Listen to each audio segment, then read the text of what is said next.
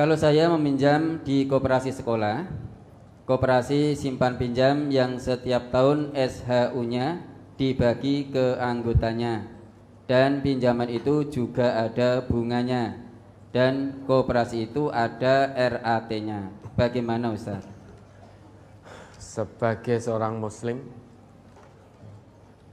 hindari semaksimalnya pinjam meminjam yang ada bunganya.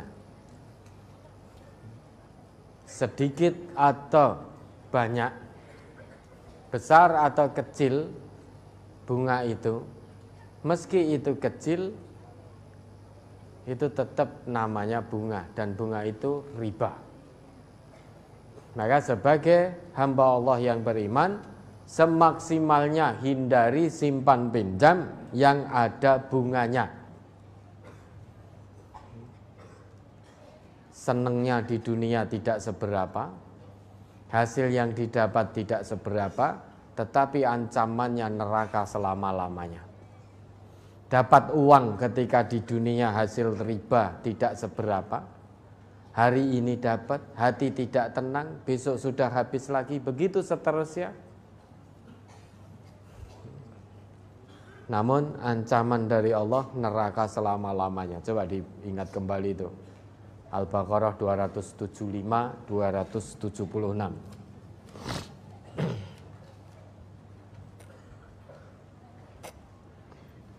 Surat Al-Baqarah, surat kedua ayat 275 dan 276.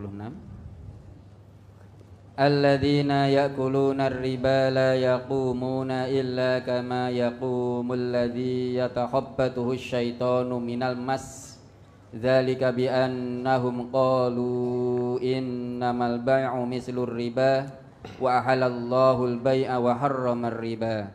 Faman ja'ahu mau'izatun mir rabbih fantaha falahu ma salaf wa amruhu ila Allah.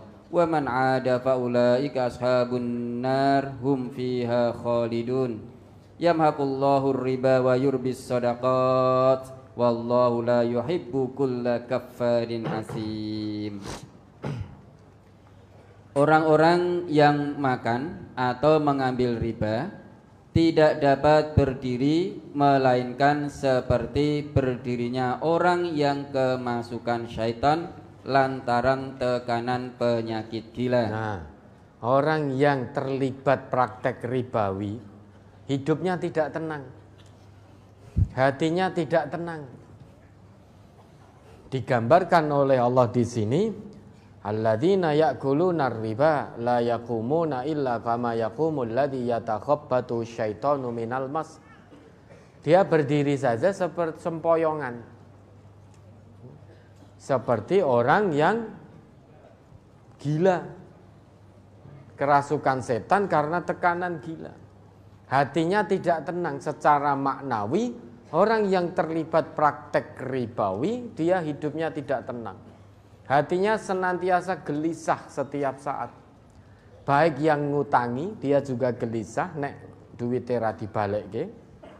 Yang hutang riba, dia juga semakin gelisah, setiap hari ditagih, didatangi, bahkan sampai tinggal di rumahnya sendiri pun takut. Sehingga hidupnya tidak tenang. Orang yang makan riba atau terlibat praktek ribawi. Lanjut. Keadaan mereka yang demikian itu adalah disebabkan mereka berkata atau berpendapat, sesungguhnya jual beli itu sama dengan riba. Padahal Allah telah menghalalkan jual beli dan mengharamkan riba. Haram riba itu. Yang mengharamkan bukan manusia, tapi Allah. Wa halallahu al-bai'a wa harrama riba. Jadi Allah yang mengharamkan riba, bukan manusia. Hati-hati. Untungnya tidak seberapa, tapi melanggar apa yang Allah haramkan. Dengan dalih bunganya kecil, prosesnya mudah, dan lain sebagainya, dan lain sebagainya. Terus Orang-orang yang telah sampai kepadanya larangan dari Tuhannya, lalu terus berhenti dari mengambil riba, maka baginya apa yang telah diambilnya dahulu, yakni sebelum datang larangan. Nah, faman ja'ahu mau'idatum mir rabbih fantaha falahu ma salaf wa amruhu ilallah. Barang siapa yang telah sampai kepadanya peringatan-peringatan dari Allah dan Rasulullah tentang riba, ancaman-ancaman tentang riba, kalau sudah sampai peringatan ini kepada dirinya, fantaha, kemudian dia menghentikan total praktek ribawi, tidak melakukan lagi, maka falahu ma salaf, baginya apa yang sudah dia pungut dulu ketika belum tahu peringatan tentang riba. Misalkan ada orang meminjamkan uangnya pada orang lain dengan tambahan pengembalian bunga, karena belum tahu ini peringatan tentang riba, ancaman tentang riba. Seiring berjalannya waktu, sampailah peringatan tentang riba kepada dirinya. Begitu sampai peringatan itu, orang tadi langsung menghentikan, tidak lagi terlibat riba. Lah, keuntungan atau bunga yang dulu dia dapatkan dari temannya itu tidak berkewajiban untuk dikembalikan. Falahu ma salaf, bagi dirinya apa yang sudah dia pungut ketika belum tahu tentang peringatan riba, larangan riba. Wa amruhu ilallah, urusannya nanti terserah Allah. Lanjut. Orang yang mengulangi atau mengambil riba, maka orang itu adalah penghuni-penghuni neraka, mereka kekal di dalamnya. Ya dah. Waman ada. Tapi setelah tahu larangan riba, ancaman riba, kok ternyata dia mengulangi hanya karena kepingin mendapatkan uang. Mungkin anaknya sedang sakit, atau anaknya belum bayar SPP, atau untuk kebutuhan, sedang dia tidak memegang uang sama sekali, kemudian setan masuk. Kalau begitu kamu pinjam ini saja, mudah prosesnya. Hanya dengan fotokopi KTP saja bisa cair. Tidak butuh lama, setengah jam langsung cair. Pinjaman-pinjaman online itu, ke bank plecet, rentenir, itu kan prosesnya cepat-cepat sekali. Hanya KTP. Nek ra duwe KTP koncone ya oleh. Nyilih KTP koncone. Setan akan masuk. Sudah, ambil saja. Karena kamu harus bawa anakmu ke dokter, ke rumah sakit. Ambil saja, karena besok harus bayar SPP, harus bayar uang muka untuk kuliah. Nanti nek enggak kamu bayar, anakmu tidak jadi diterima di situ, dihitung mengundurkan diri. Sudah, terima saja. Bisikan baik muncul, tapi itu riba, diharamkan oleh Allah, dilaknat oleh Allah dan Rasul. Setannya masuk lagi. Alah, ora apa-apa. Kepepet iki. Riba ya ora apa-apa, witekno sapa sing arep bayari. Ini kalau kamu ndak ngambil, sudah rugi kamu. Anakmu nggak jadi diterima di kuliah itu, nggak bisa membawa ke rumah sakit dan lain sebagainya dan lain sebagainya. Singkat cerita, dia ambillah pinjaman riba. Kembali terlibat dalam praktek ribawi hanya gara-gara ingin mendapatkan keuntungan dunia yang sesaat. Wa man ada fa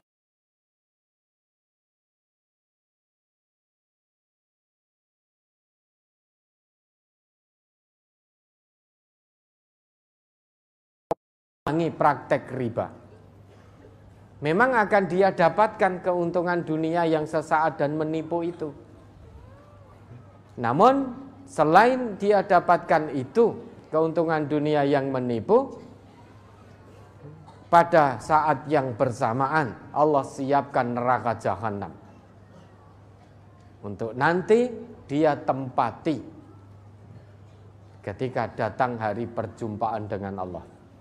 Faulaika ashabun nar hum fiha khalidun, kekal selama-lamanya di situ. Seneng ning dunya ora sepiro. Dunia ini hanya sementara, semuanya akan mati. Tapi banyak orang mengejar keinginan dunia, riba sekalipun ditempuh, diterjang. Sing penting dapat keuntungan dunia.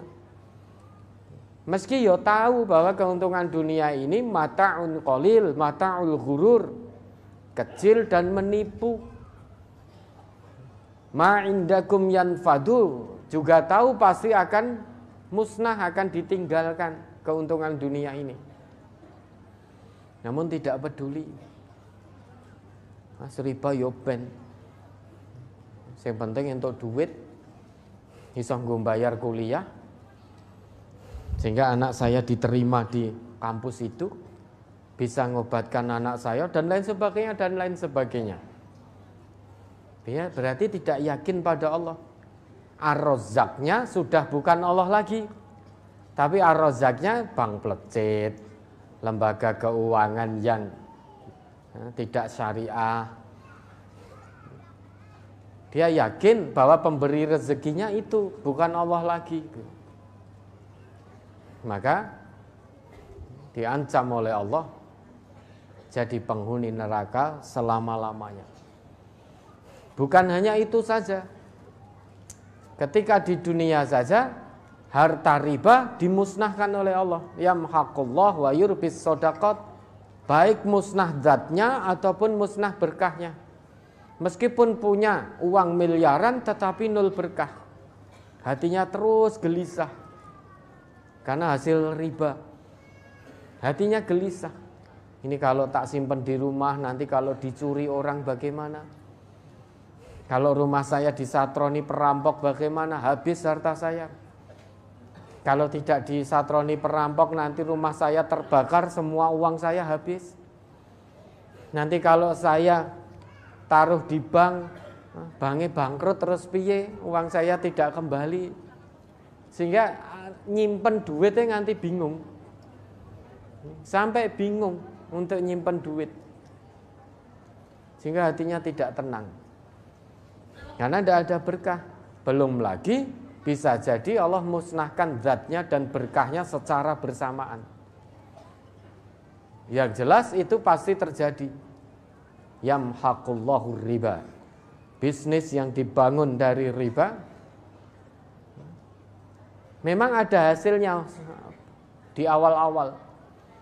Tapi ketika orangnya ditanya, "Lagi hasilnya semene, untungnya semene." Nah kok entek mbok go apa mbuh ra ngerti, enggak tahu uangnya kemana. Dagangannya laris, tapi uangnya juga habis. Ketika ditanya untuk apa, enggak tahu. Uangnya untuk apa, habisnya kemana, itu enggak ngerti. Padahal tidak hanya 1 juta, 2 juta, mungkin ratusan juta, miliaran itu. Menggunakan uang ratusan juta sampai miliaran, sampai nggak sadar uangnya itu dinggo opo, itu sampai nggak sadar. Belum lagi usahanya bangkrut dan lain sebagainya dan lain sebagainya. Tidak ada untung-untungnya orang yang terlibat riba itu. Memang di awal tampak beruntung, tapi pada akhirnya dia akan sengsara dunia, sengsara akhirat. Yamhaqullahu riba wa yurbis shadaqah. Allah hancurkan, musnahkan riba, Allah suburkan sedekah. Dan Allah tidak menyukai orang-orang yang tetap berbuat kufur dan tetap bergelimang dosa. Setelah datang peringatan, kok hanya kepingin keuntungan duniawi yang sesaat, dia tetap melakukan praktek riba, terlibat dalam praktek ribawi hanya untuk mendapatkan uang atau keuntungan yang sesaat.